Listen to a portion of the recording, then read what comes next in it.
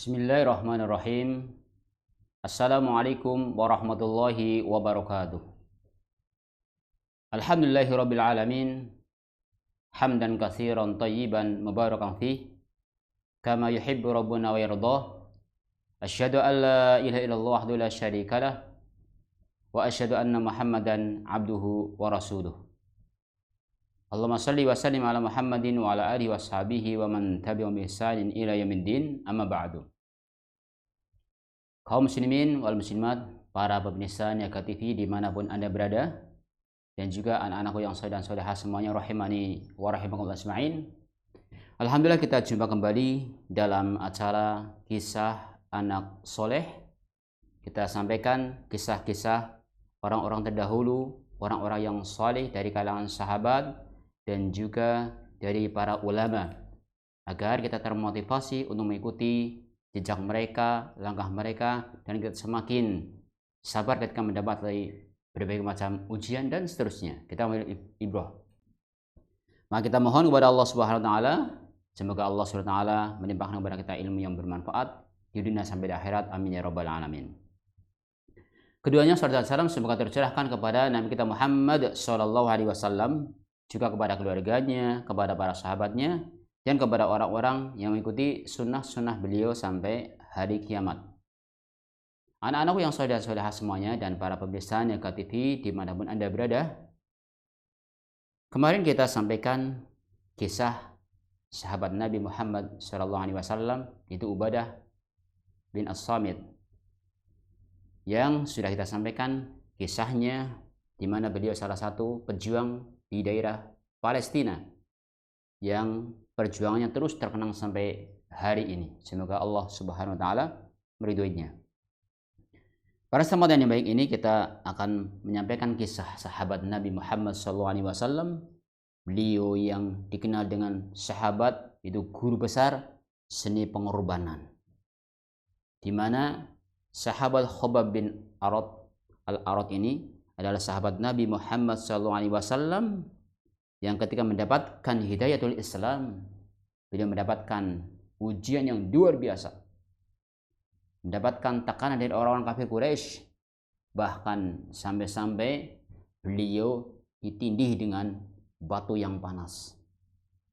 Kemudian beliau juga diikat dengan besi yang panas, ditempelkan besi yang panas di kulitnya. Namun ini semuanya tidak menjadikan beliau Khobab ini meninggalkan agama Islam. Dan bahkan beliau adalah seorang pengajar Al-Quran, mengajar Al-Quran kepada para sahabatnya dan terus berjuang. Maka bagaimana kisahnya?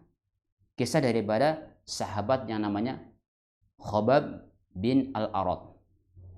Kemarin kita singgung siapa yang dikatakan sahabat Nabi Muhammad SAW. Itu orang yang dia itu bertemu dengan Nabi SAW, kemudian beliau dalam keadaan mukmin dan meninggal dalam keadaan mukmin. Itu namanya sahabat Nabi SAW. Nah, Khobab bin Al-Arad adalah salah satu sahabat Nabi Muhammad SAW. Dikisahkan bahwasanya Khobab adalah seorang tukang buat pedang. Kalau kita katakan tukang pandai besi, ya beliau hariannya adalah membuat pedang. Ya, bagaimana pedangnya biar bagus, biar tajam. Nah, beliau ini adalah tukang membuat pedang. Di mana sebelumnya orang Quraisy mempercepat langkah mereka menuju rumah Khobab dengan maksud hendak mengambil pedang. Jadi orang-orang Quraisy datang ke rumah Khobab. Datang ke rumah Khobab untuk mengambil pesanan daripada pedang yang dia pesankan untuk orang-orang kafir Quraisy. Datang, ya, mau menanyakan tentang sudah jadi apa belum pesanannya.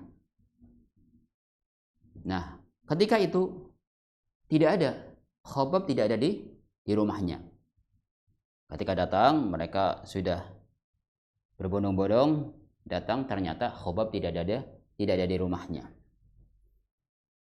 Kemudian tidak lama Kemudian Khobab datang dengan wajah terlukis tanda-tandanya yang bercahaya. Ketika datang, Khobab ternyata ada raut muka yang berbeda. Sepertinya dia bercahaya dengan rasa yang senang. Dan kedua matanya meneteskan air mata kegembiraan. Ini ada apa ya? Ini orang-orang kafir Quraisy mau menanyakan bagaimana pedangnya sudah jadi apa belum? Ternyata beliau kondisinya kok beda ini. Matanya itu mengucurkan air mata, meneteskan air mata karena gembira. Ia pun mengucapkan salam, assalamualaikum, kepada rekan-rekannya itu. Lalu duduk di dekat mereka. Ya, mereka lagi pada nunggu di rumah Khobab. Khobab datang, Khobab datang. Udah duduk di samping mereka. Mereka segera menanyakan kepada Khobab.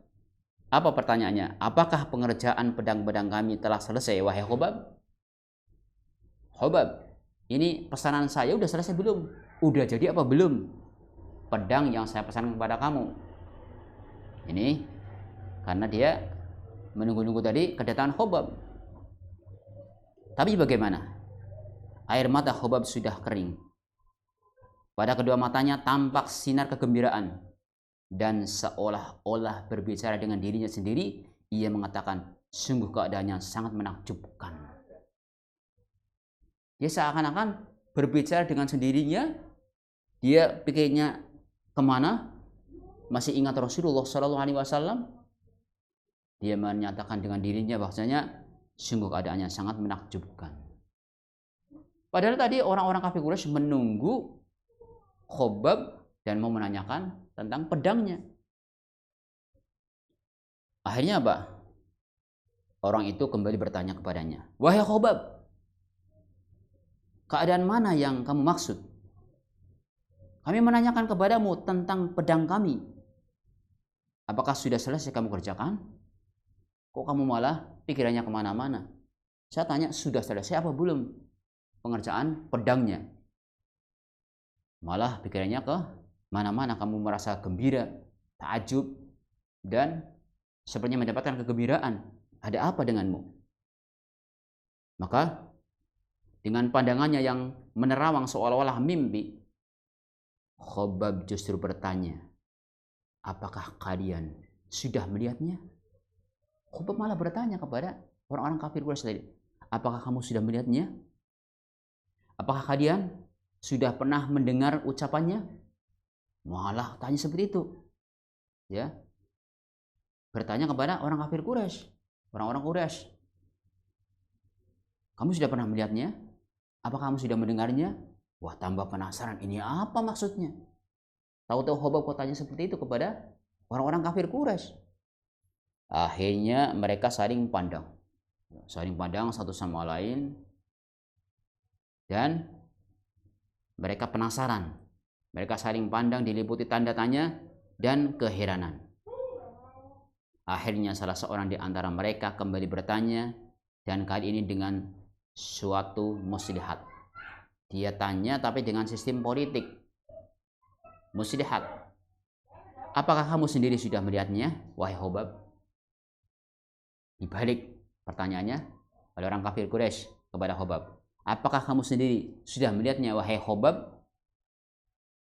Maka Khobab mengetahui siasat lawan sehingga berbalik bertanya.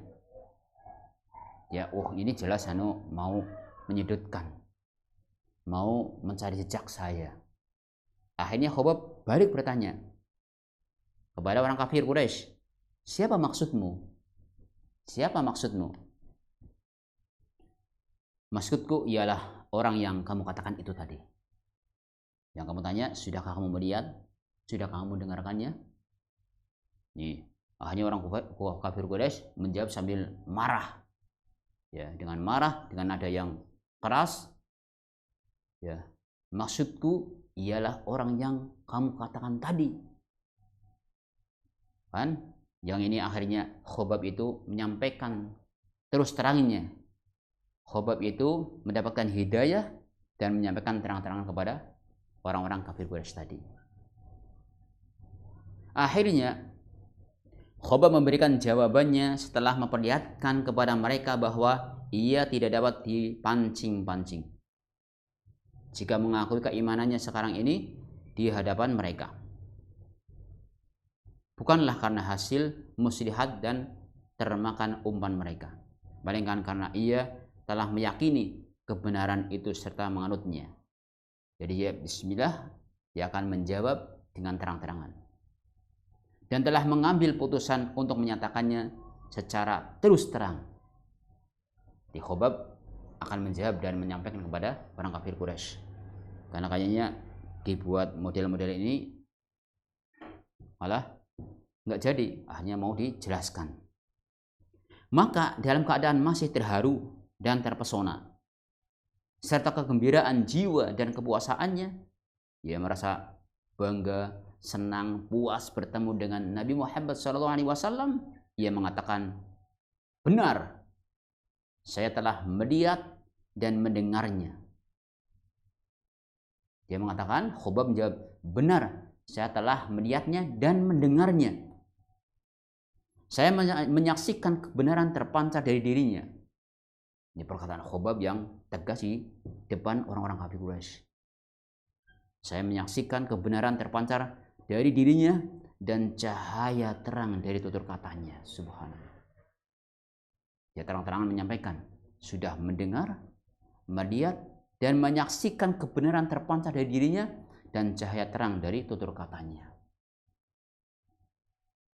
Akhirnya, sekarang orang-orang kafir Quraisy yang memesan senjata itu mulai mengerti. Wah, ini siapa gerangan? Jadi maksud jelas Muhammad.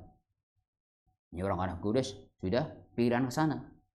Maka salah seorang di antara mereka berteriak, siapa dia orang yang kau katakan itu? Wahai budak Ummu Anmar. Siapa dia yang kamu maksud? Wahai budak Ummu Anmar. Karena ini Khobab adalah budaknya Ummu Anmar, yang nanti pada akhirnya dimerdekakan, tapi juga Khobab nanti disiksa oleh Ummu Anmar. Ya akhirnya juga Ummu Anmar itu dia mendapatkan balasan dari Allah Subhanahu wa taala yang luar biasa di dunia. Kemudian dengan ketenangan yang hanya dimiliki oleh orang suci, Khobab menjawab, siapa lagi? Siapa lagi? Wahai Arab sahabatku. Siapa lagi di antara kaum kalian yang dari dirinya terpancar kebenaran dan dari tutur katanya memancarkan cahaya selain dia seorang? Kalau bukan dia siapa lagi? Ya gak salah gitu. Kalau bukan dia siapa lagi? Seorang selainnya berteriak dan tanpa gusar, rupanya yang kamu maksudkan ialah Muhammad. Ada orang yang ini mengatakan, rupanya yang kamu maksud adalah Muhammad, sambil berteriak. Wah, kondisinya semakin tegang. Kondisinya semakin tegang dan Khobab tetap tegar menghadapi orang-orang kafir Quraisy yang dia harus menyampaikan terang-terangan di hadapan mereka bahwa yang dimaksud, yang dia dengar, yang dia lihat dan dia saksikan kebenaran dan terpancar darinya adalah Muhammad Shallallahu Alaihi Wasallam. Maka ketika itu, Muhammad yang kamu maksud? Njih, cara orang Jawanya, iya. Mengangguk-anggukkan kepala. Khobab menganggukkan kepalanya dengan penuh kegembiraan dan berkata, benar. Wah, kira-kira dalam kondisi yang genting, kemudian dia mengakui dan Muhammad lagi diincar sama orang-orang kafir Quraisy, ternyata dia mengikuti agama Muhammad. Dia sampaikan, benar, dialah utusan Allah kepada kita untuk membebaskan kita dari kegelapan menuju terang benderang. Dia menyampaikan itu Muhammad adalah utusan Allah Subhanahu wa taala. Diutus untuk kita semuanya mengeluarkan dari kegelapan menuju jalan yang terang benderang. Maka apa kondisi setelahnya? Setelah Khobab mengaku dirinya mengikuti Nabi Muhammad SAW dan merasa gembira, senang, dan mengikuti ajarannya dan mengakui bahwa beliau adalah utusan Allah Subhanahu wa taala, maka setelah mengucapkan kata-kata itu, Khobab tidak ingat lagi apa yang dia ucapkan atau yang diucapkan orang-orang kepadanya. Alias langsung dipukuli. Khobab langsung dipukuli. Tanpa disadari dia pingsan. Hanya terjatuh pingsan yang tidak tahu di mana dia. Ketika dipukuli oleh orang kafir Quraisy, dia pingsan beberapa saat lamanya. Dan ketika sadar, ia mendapati tamu-tamunya telah bubar dan tiada lagi. Wah, ini pada di mana ini? Ketika sudah sadar, tadi dipukulin kan, sudah tadi babak belur badannya pada ya luka-luka.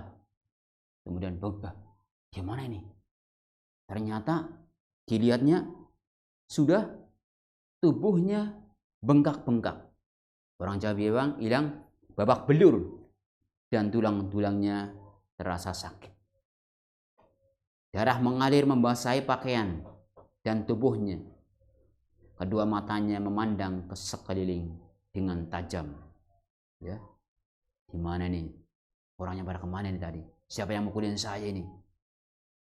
Sepertinya tempat itu terlalu sempit untuk pandangannya yang mulai terbuka.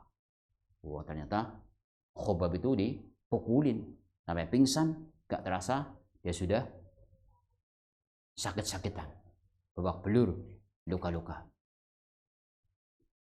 Maka dengan menahan rasa sakit, ia bangkit, bangkit, ya, sambil dia berusaha menata diri, ia bangkit menuju tempat yang lapang. Dan di muka pintu rumahnya ia berdiri sambil bersandar, sambil sandaran pada dinding. Sedangkan kedua matanya yang cerdas berkelana jauh, menatap ufuk lalu berputar ke arah kanan dan ke kiri. Gimana nih? Langkah berikutnya mau gimana nih? Pandangannya bukan berhenti sampai pada dimensi yang biasa dikenal oleh manusia, melainkan hendak menembus dimensi yang hilang pada diri manusia. Kedua matanya itu ingin menyelidiki dimensi yang selama ini hilang dalam kehidupannya. Begitupun dalam kehidupan orang-orang di Mekah dan orang-orang dimanapun dan kapanpun. Dia berpandangan ke depan. Nanti kalau mereka mengikuti petunjuk Nabi SAW, tentunya akan begini dan begitu. Manusia akan nyaman dan seterusnya. Beliau berpandangan untuk kedepannya. Mungkinkah pembicaraan yang didengarkan dari Muhammad SAW pada hari itu merupakan cahaya yang dapat menerangi jalan menuju dimensi yang hilang dalam kehidupan seluruh umat manusia? Tadi cahaya yang datang dari Nabi SAW mungkinkah bisa menerangi kehidupan manusia yang selama ini hilang? Ini sebuah pertanyaan. Demikianlah Khobab tenggelam dalam renungan. Dia merenung, dalam berpikir, direnungkan, dipikir-pikir. Ya, dia tenggelam dalam renungan dan pemikiran mendalam. Setelah itu ia kembali masuk ke rumahnya.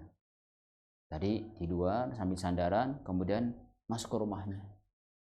Berpikir masa depannya. Untuk apa? Masuk ke rumah untuk memberi luka tubuhnya dan bersiap untuk menerima siksaan dan penderitaan baru. Dia sudah positif thinkingnya gitu. Tadi sudah dipukul-pukul, sudah digebukin cara orang Jawa itu. Kemudian dia dalam keadaan luka masuk ke rumahnya, dibalut dan bersiap-siap untuk mendapatkan siksaan berikutnya dari orang-orang kafir Quraisy. Ini bagaimana kondisi Khobab memperjuangkan agama Islam yang baru dia dapatkan dari Nabi SAW. Maka mulai saat itu Khobab pun mendapatkan kedudukan yang tinggi di antara orang-orang yang tersiksa dan teraniaya.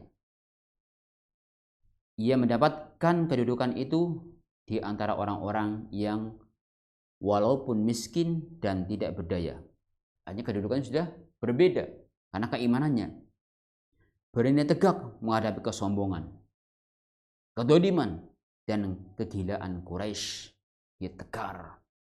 Walaupun dia seorang budak tadinya, menghadapi orang-orang yang zalim, orang-orang yang sombong, dia tetap tegar mempertahankan Islam. Ia memperoleh kedudukan yang mulia di antara orang-orang yang telah memancangkan dalam jiwanya tiang bendera yang mulia berkibar di ufuk luas sebagai pernyataan tenggelamnya masa pemujaan berhala dan kekaisaran. Sebagai berita gembira tibanya hari-hari bagi orang tertindas yang tidak berdaya. Jadi dengan adanya Islam, cahaya Islam ini akan mengangkat derajat orang-orang yang beriman dan menghilangkan kesombongan, kezaliman ini. Maka Khobab semakin tinggi mentalnya.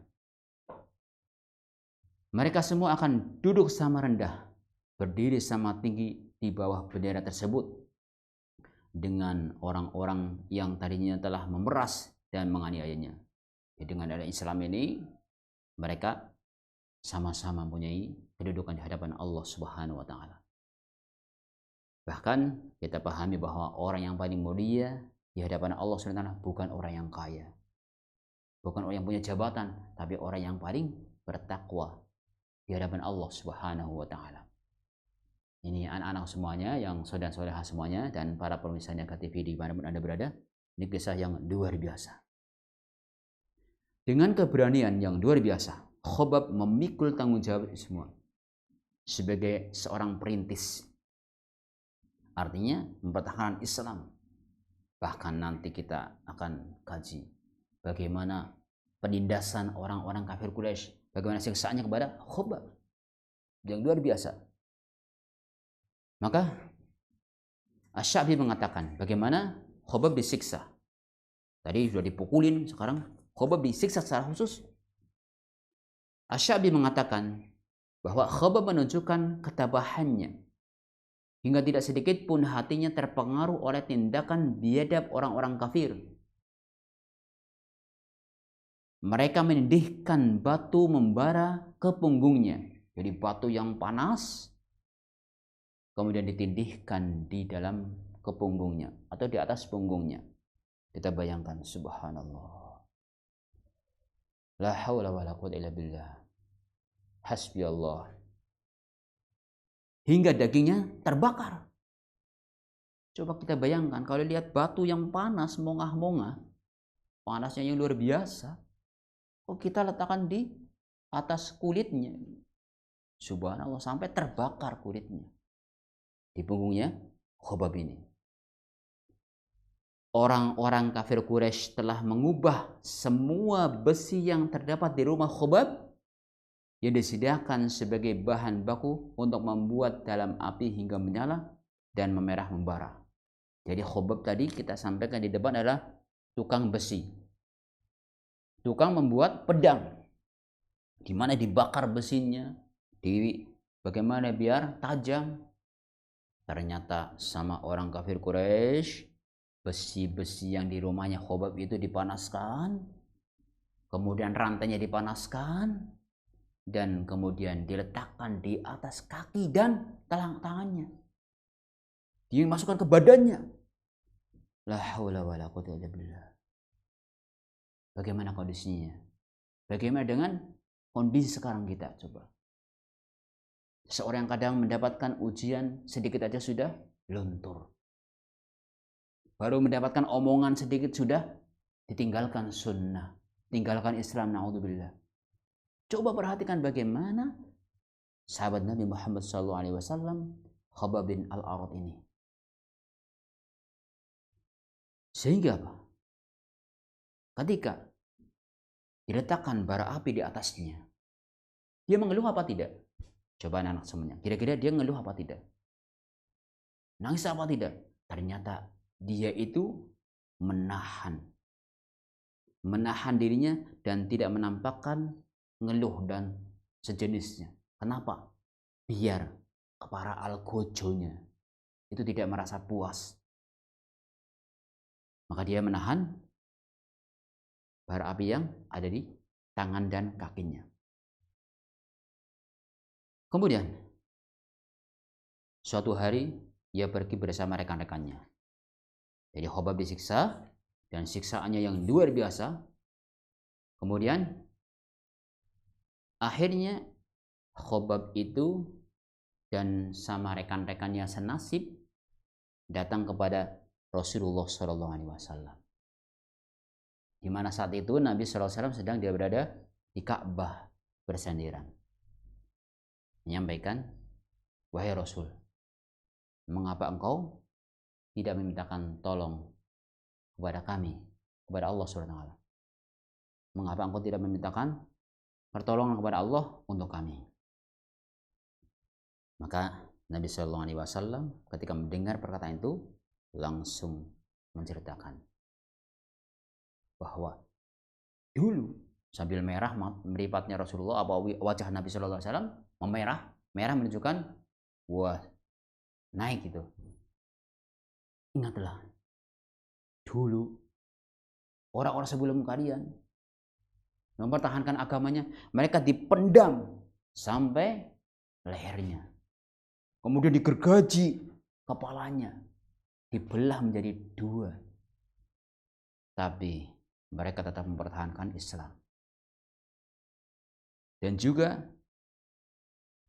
beliau menceritakan bahwa dulu ada yang disikat, disisir tubuhnya dengan apa? Dengan besi sehingga brudul, sehingga terkedupas daging-dagingnya. Tapi ini semuanya tidak merubah sikap mereka. Mereka tetap mempertahankan agamanya. Maka Nabi mengatakan, innakum qaumun tasta'jilun. Kalian adalah orang-orang yang terburu-buru. Subhanallah, bagaimana siksaannya begitu pedih.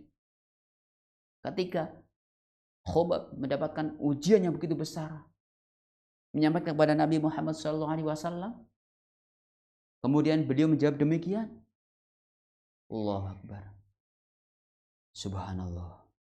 Namun bagaimana ketika Khobab mendengarkan tuturan dari Nabi SAW, apakah dia putus asa? Tidak. Tidak putus asa. Justru dia semakin mantap, semakin percaya dengan Islam, sehingga semakin teguh kepada Islam. Inilah bagaimana Khobab ketika mendapatkan ujian. Maka di sini dikatakan bahwa suatu hari ia pergi bersama rekan-rekannya tadi, yang senasib dalam penderitaan menemui Rasulullah SAW, tetapi bukan karena kecewa, bukan, dan kesal atas pengorbanan selama ini, bukan, melainkan karena mengharapkan keselamatan. Ini mereka berkata, wahai Rasulullah, mengapa engkau tidak memintakan pertolongan bagi kami? Ini kata Khobab dan teman-temannya. Agar lebih jelas, mari kita dengarkan Khobab menceritakan langsung kepada kita kisah itu dengan kata-katanya sendiri. Bagaimana Khobab menceritakan? Tadi sudah saya simpulkan secara umum bagaimana Khobab ketika menceritakan kepada Nabi SAW. Kata Khobab bahwa di sini kami pergi mengadu kepada Rasulullah SAW, yang ketika itu sedang tidur berbantalan kain burdahnya di bawah naungan Ka'bah. Siapa yang lagi tiduran? Nabi SAW dengan kain burdahnya di bawah naungan Ka'bah. Lantas kami berkata kepada beliau, wahai Rasulullah, mengapa engkau tidak memintakan pertolongan bagi kami? Maka Rasulullah SAW pun duduk, muka beliau berubah merah. Lalu sabdanya yang beliau sampaikan, sebelum kalian ada seorang laki-laki yang disiksa, tubuhnya dikubur hingga sebatas leher ke atas. Lalu sebuah gergaji diambil untuk menggergaji kepalanya. Namun siksaan demikian itu tidak sedikit pun dapat memalingkan dari agamanya. Allahu Akbar. Ada pula yang disikat antara daging dan tulang-tulangnya dengan sikat besi. Siksaan itu juga tidak dapat menggoyahkan keimanannya. Sungguh Allah benar-benar akan menyempurnakan urusan ini hingga seorang pengembara dapat bepergian dari Son'a ke Hadramaut dan tidak ada yang ditakutkan selain Allah Azza wa Jalla. Dia hanya takut kepada Allah Subhanahu wa Ta'ala. Walaupun serigala berada di antara hewan gembalaannya, namun sayang, kalian terburu-buru. Ini Nabi SAW menghibur, menyampaikan kepada Khobab dan orang yang datang kepada Nabi. Kalian terburu-buru. Coba bayangkan kondisi yang sudah seperti itu, dikatakan terburu-buru. Khobab dengan rekan-rekannya yang mendengarkan kata-kata beliau bertambah keimanan dan keteguhan hati mereka. Mereka semua berikrar akan membuktikan kepada Allah dan Rasul-Nya ketabahan, kesabaran, dan pengorbanan yang diharapkan dari mereka. Akan kubuktikan kepada Allah dan Rasulullah SAW akan ketabahan, kesabaran, dan pengorbanan kami, kata Khobab dan rekan-rekannya. Subhanallah.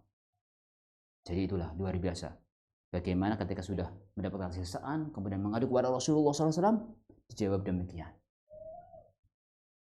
Itu kondisi sahabat Nabi Muhammad SAW yang bernama Khobab bin Al-Arat. Apakah berhenti dari situ aja? Sudah selesai, nggak disiksa lagi? Ternyata Ummu Anmar. Siapa Ummu Anmar ini? Bekas majikan Khobab bin Al-Arat ini. Juga turut andil ingin menyiksa Khobab bin Al-Arat ini. Coba kisahnya di sini. Bahwa demikianlah Khobab menanggung penderitaan dengan sabar, tabah, dan tawakal. Orang-orang Quraisy terpaksa meminta bantuan Ummu Anmar yang tidak lain bekas majikan Khobab yang telah membebaskannya dari perbudakan. Ini orang-orang kafir Quraisy minta tolong kepada Ummu Anmar biar ikut menyiksa. Akhirnya wanita tersebut turun tangan dan turut mengambil bagian dalam menyiksanya. Wanita itu mengambil besi panas yang menyala. Besi panas menyala diambil oleh wanita tersebut. Lalu menaruhnya di atas kepala dan ubun-ubun Khobab. Allahu Akbar. Ummu Anmar ini mengambil besi yang panas yang menyala-nyala, kemudian diletakkan di ubun-ubunnya Khobab bin Al-Arat. Bisa kita bayangkan. Dan itu masih posisi hidup. Diletakkan di atas kepalanya. Sementara Khobab menggeliat kesakitan. Dia menahan kesakitan. Tetapi nafasnya ditahan. Hingga tidak keluar keluhan yang akan menyebabkan algojo-algojo tersebut merasa puas dan gembira. Allah. Dia tahan rasa sakitnya. Dan tidak dia mengucapkan rasa keluh kesah. Tapi dia tahan dalam rangka menjaga diri. Biar algojo tidak merasa bangga. Dan ingin membuktikan ketabahan beliau di hadapan Allah. Dan juga Rasulullah SAW tadi yang sudah memberikan nasihat. Kamu adalah kaum yang terburu-buru. Bagaimana kondisinya? Itulah sahabat Khobab. Maka suatu hari Rasulullah SAW lewat di hadapannya. Saat besi panas yang membara di atas kepalanya membakar dan memanggangnya. Rasulullah lewat. Ketika itu Khobab lagi disiksa. Besi panas diletakkan di ubun-ubunnya. Dada Rasulullah SAW rasa sesak. Karena pilu dan iba. Merasa kasihan apa yang dialami oleh sahabatnya. Tetapi apa yang dapat diperbuat oleh Rasulullah SAW untuk menolong Khobab? Tidak ada selain meneguhkan hati dan mendoakannya. Ketika Nabi SAW melihat Khobab yang lagi disiksa, diletakkan di atas kepalanya bara api yang panas, Rasulullah SAW merasa pilu, iba, dan kasihan. akhirnya mendoakan untuk Khobab dan mengangkat dua tangannya, ya Allah, berilah pertolongan kepada Khobab, limpahkanlah pertolonganmu kepada Khobab. Baru di situ Rasulullah SAW memohon kepada Allah Subhanahu Wa Taala, ya Allah, limpahkanlah pertolonganmu ya Allah kepada Khobab. Karena Nabi SAW lihat langsung bagaimana Khobab disiksa oleh Ummu Anmar tadi. Terus bagaimana? Apakah doa Nabi SAW dikabulkan? Ternyata doa Nabi Muhammad SAW dikabulkan oleh Allah Subhanahu Wa Taala. Langsung oleh Allah SWT dikabulkan.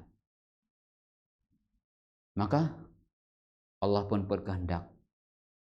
Hanya selang beberapa hari setelah itu, setelah kejadian penyiksaan Khobab oleh Ummu Anmar. Siapa tadi Ummu Anmar? Bekas majikan Khobab. Di mana beliau tadi menyiksa.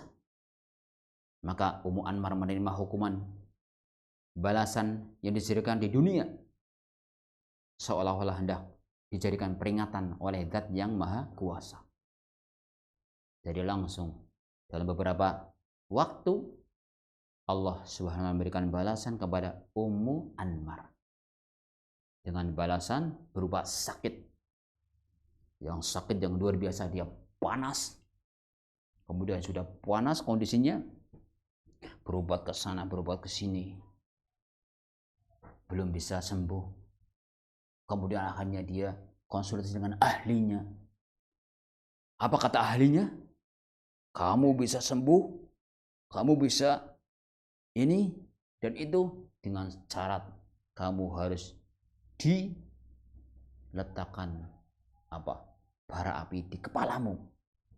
Terapinya adalah dengan bara api diletakkan di kepalanya Ummu Anmar. Ini balasan langsung.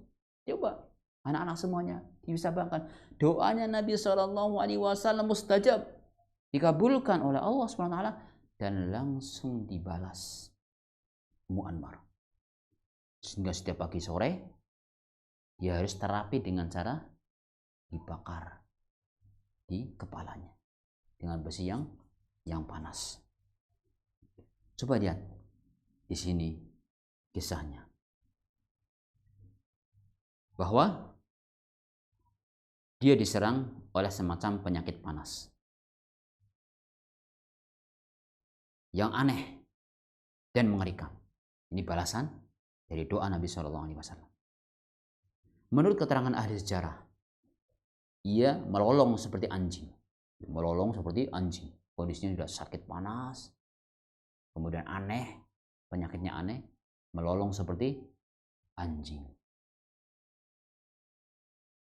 Ada yang menyatakan keadaannya bahwa satu-satunya obat yang dapat menyembuhkannya ialah menyetrika kepalanya dengan besi menyala. Coba bayangkan, besi menyala kemudian setrikakan di kepalanya. Yang tadi Ummu Anmar menyiksa Khobab bin Al-Arad ini dengan besi yang panas yang menyala diletakkan di atas ubun-ubun Khobab sampai dia menahan diri kesakitan tapi tidak menampakkan ngeluh di hadapan Al-Ghawjah dan Ummu Anmar. Tapi Nabi SAW ketika melihat itu berdoa kepada Allah, ya Allah, limpahkanlah pertolonganmu kepada Khobab. Ternyata Allah kabulkan ini. Kabulkan apa? Ummu Anmar mendapatkan siksaan demikian, di mana obat satu-satunya adalah dengan cara menyetrikakan kepalanya dengan besi yang menyala. Akhirnya bagaimana anak-anak semuanya dan para pemirsa Niyaka TV dimanapun Anda berada? Coba kita renungkan kisah yang menakjubkan ini. Bagaimana ketabahan Khobab. Akhirnya kepalanya yang angkuh itu menjadi sasaran besi panas. Kepalanya siapa? Ummu Anmar. Menjadi sasaran besi yang panas yang disetrikakan orang kepadanya tiap pagi dan petang. Disetrikakan di kepala Ummu Anmar. Ini adalah contoh balasan konkret dari Allah Subhanahu wa taala lantaran doa dari Rasulullah sallallahu alaihi wasallam. Ya. Maka kita harus berusaha mengambil faidah pelajaran yang besar dari kisah Khobab bin Al-Arad ini, di mana kita berusaha menjadi orang-orang yang tabah, sabar ketika mendapatkan ujian. Kalau kita lihat ujiannya Khobab dengan ujian kita belum ada apa-apanya. Ujian mereka, Khobab dan orang-orang yang awal-awal mempertahankan Islam, sampai disiksa seperti itu, besi panas diletakkan. Kalau kita bayangkan besi sedikit tul itu sudah begitu sakit. Ini kalau diletakkan di atas kepalanya, diletakkan di tangannya, diletakkan di kakinya, bagaimana perasaannya? Bagian rantai dimasukkan ke tubuhnya, tapi tetap sabar. Dan juga kita tidak menjadi orang yang tergesa-gesa. Tadi yang sudah seperti itu disampaikan kepada Nabi Shallallahu Alaihi Wasallam. Nabi Shallallahu Alaihi Wasallam menghibur kepada Khobab, kepada Khobab, jangan tergesa-gesa. Maka anak-anakku sekalian yang semoga dirahmati Allah Subhanahu Wa Taala, jika orang-orang Quraisy hendak mematahkan keimanan dengan siksa, orang-orang beriman mengatasi siksaan itu dengan pengorbanan. Khobab adalah salah seorang yang dipilih oleh takdir untuk menjadi guru besar dalam ilmu tebusan dan pengorbanan. Gurunya orang-orang yang mengorbankan. Bisa dikatakan bahwa seluruh waktu dan masa hidupnya dibaktikannya untuk agama dan wajib-wajib mulai berkibar. Ini bagaimana kisah Khobab mendapatkan siksaan dari orang kafir Quraisy. Terus bagaimana kisah berikutnya di mana Khobab tetap memperjuangkan agama Islam, bahkan mengajarkan Al-Quran dan terus mengembangkan Al-Quran, mempertahankan Islam. Insya Allah akan kita kaji pada pertemuan berikutnya, di mana Khobab nanti akan mengajarkan Islam, mengajarkan Al-Quran, bahkan Umar bin Khattab itu masuk Islam lantaran mendengarkan Al-Quran yang dibacakan oleh Khobab ketika mengajarkan adiknya Fatimah. Bawa pedangnya mau membunuh Nabi, tapi ternyata bagaimana kisahnya nanti kita akan sampaikan pada pertemuan berikutnya, insya Allah biidnillah, pada pertemuan yang kedua tentang kisah Khobab bin Al-Arad. Wallahu ta'ala alam bisawab. Dan kita tutup dengan doa kafaratul majelis. Subhanakallahumma bihamdika asyhadu an la ilaha illa anta astaghfiruka wa atubu ilaik. Assalamualaikum warahmatullahi wabarakatuh.